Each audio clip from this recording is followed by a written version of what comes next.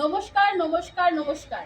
এখানে উপস্থিত সকলকে জানাই ফালাকাটা প্রয়াস ওয়েলফেয়ার সোসাইটির পক্ষ থেকে অনেক অনেক শুভেচ্ছা। ফালাকাটা প্রয়াস ওয়েলফেয়ার সোসাইটি একটি সরকার স্বীকৃত এনজিও গ্রুপ।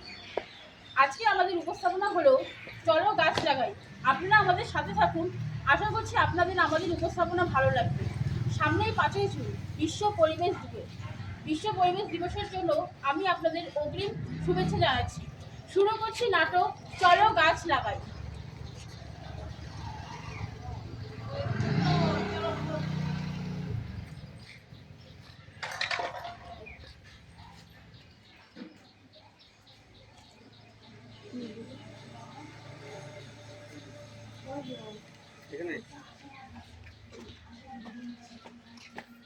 রোদের জন্য কম হয়ে গেছে, লোক বিকালে হলে ওরাই তো শুধু বলাতে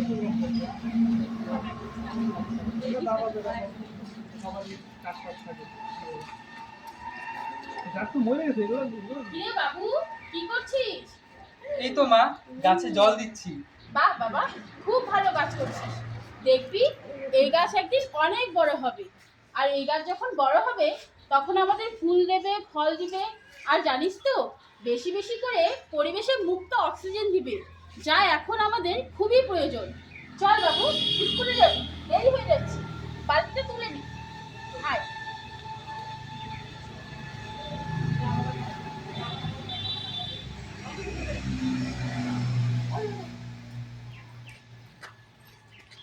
বাহ, গাছে কি সুন্দর ফল হয়েছে, একটা খেয়ে দেখি।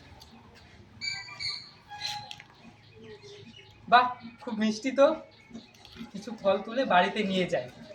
বাড়িতে নিয়ে গেলে সবাই খেতেও পারবে, আর বাবা বাজারে নিয়ে বিক্রি করলে কিছু টাকাও হবে। কটা ফল তুলে নিই।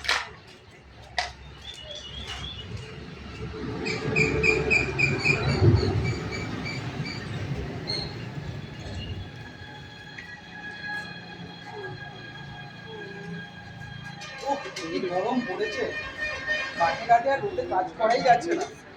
যাই আমি একটু গাছের নিচে জিরিয়ে নিই। কি সুন্দর হাওয়া, প্রাণটি যেন জুড়িয়ে গেল। এখানে আশেপাশে চারিপাশে দেখছি ডালপালা পড়ে আছে। যাই আমি বরং এই ডালপালাগুলো তুলে নিয়ে যাই, বাড়িতে রান্নার কাজে লাগবে।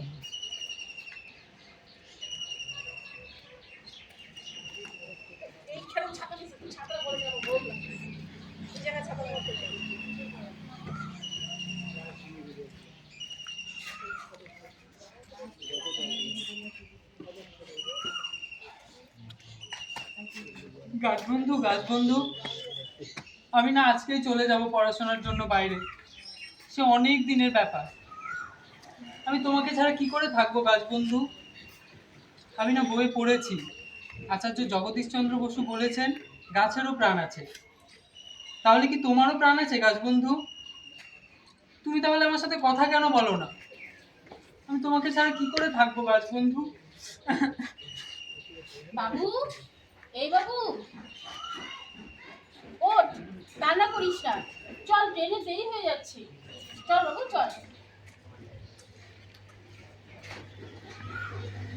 এভাবেই দেখতে দেখতে কয়েকটা বছর কেটে গেল।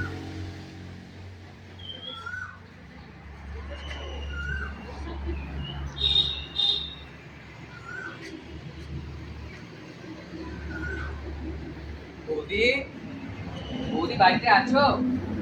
হ্যাঁ তো, বলুন। আচ্ছা বৌদি, আপনি বলুন তো, এভাবে বলতে বলতে কতগুলো বছর কেটে গেল। আমি যখনই আছি আপনি তখনই বলেন আর কিছুদিন পরে, কটা দিন পরে, আর কতদিন চলবে ভেবে বলতে বলুন। দাদা, আমাকে আর কিছুটা দিন সময় দিন, আমি আপনার সব টাকা শোধ করে দেব। বলছি বৌদি, আমার ওই জমির পাশে আপনারও জমি আছে। আমার জমিতে বড় একটা অ্যাপার্টমেন্ট হবে, আর সুদে আসলে যা টাকা হয়েছে তার চেয়ে ভালো আপনার ওই জমিটা আমার নামে করে দিন। তার বিনিময়ে আমি আপনাকে কিছু টাকা দিয়ে দেবো। ঠিক আছে দাদা, আপনি যা ভালো মনে করেন। আচ্ছা, তাহলে বিকেলে এসে টাকা নিয়ে যাবেন। ঠিক আছে।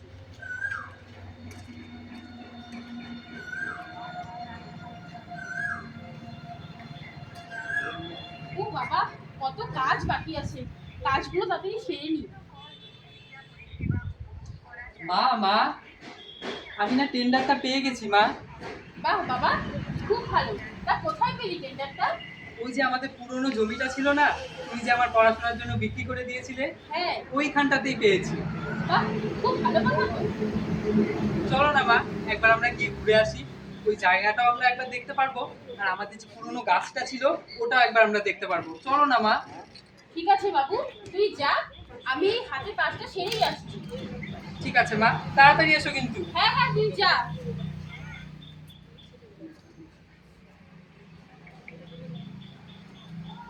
রতনবাবু, আমি আপনাকে এই জায়গার কথাটাই বলেছি।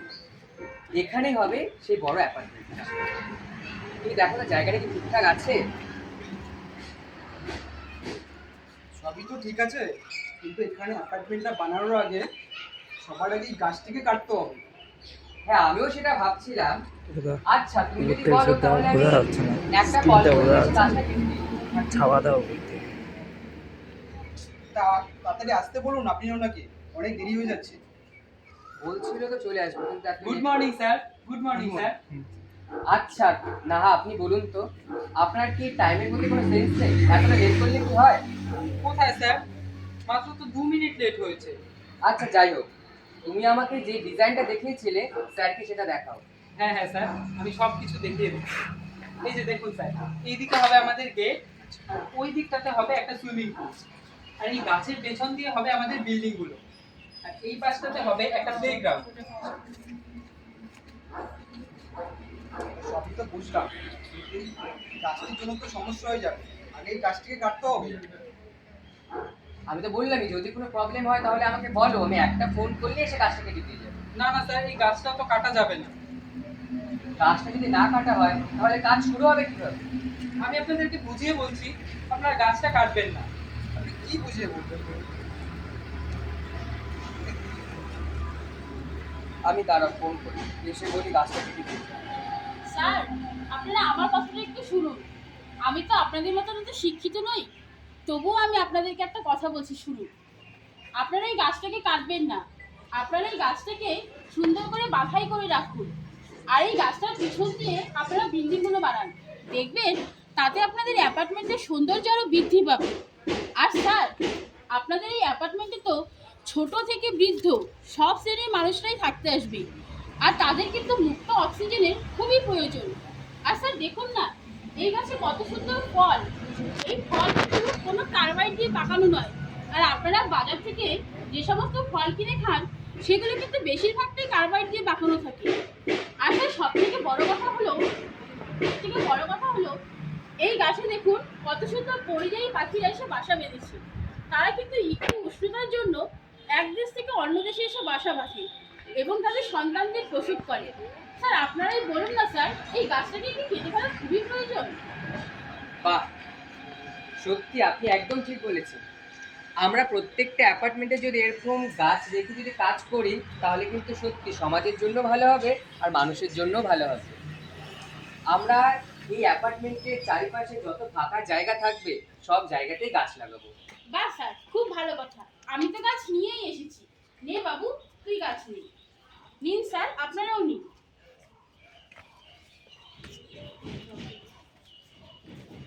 চলুন আমরা আজ থেকে প্রতিজ্ঞাবদ্ধ হই, আমরা গাছপালা কাটবো না, আমরা নিয়মিত গাছ লাগাবো।